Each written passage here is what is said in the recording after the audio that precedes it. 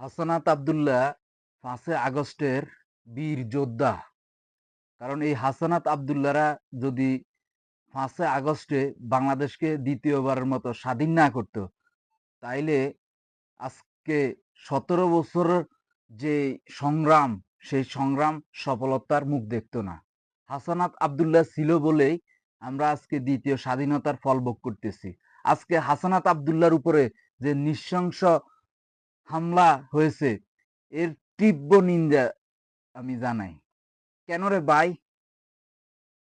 জামাত BNP অন্য কোনো দলের যদি এর পিছনে ইন্ধন থাকে, অথবা এই আওয়ামী ফেসিস্টদের কোনো দোসর যদি তার উপরে হামলা চালায়, সেক্ষেত্রে অবিলম্বে পুলিশ প্রশাসনকে বলবো, বিশেষ করে ডক্টর মোহাম্মদ ইউনূস সাহেবকে বলবো, কারো কথায় তোয়াক্কা না করে আপনি তাদেরকে গ্রেপ্তার করুন।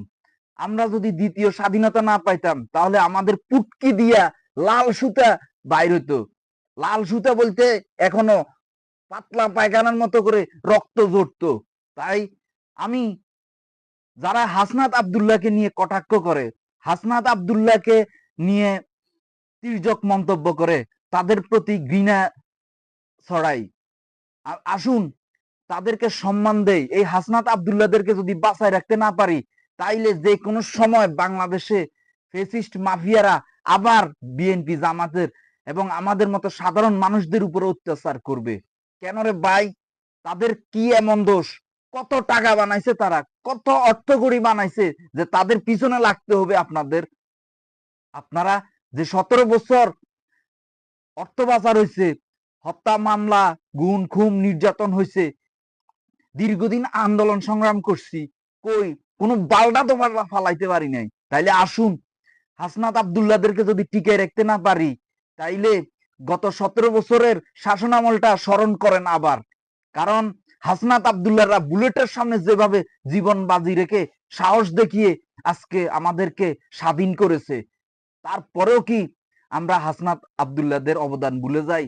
এই হাসনাত আব্দুল্লাহদের উপরে কেউ যদি নির্যাতন চালাতে আসে, তাকে সাথে সাথে প্রতিহত করুন, মাটিতে পুঁতে ফেলুন দরকার হলে। তাই আসুন, কেউ কাউকে শত্রু না ভেবে ফেসিস্টদের যাতে পুনর্জন্ম না হয়, সেক্ষেত্রে হাসনাত আব্দুল্লাহদেরকে বাঁচিয়ে রাখতে হবে। তাদের মতো বীর সন্তানদেরকে বুকের মধ্যে আগলিয়ে রেখে আবারও আমরা বাংলাদেশ গঠন করতে হবে। তাই আসুন ঐক্যবদ্ধ হই, কোনো হিংসা বিদ্বেষ রাখা যাবে না।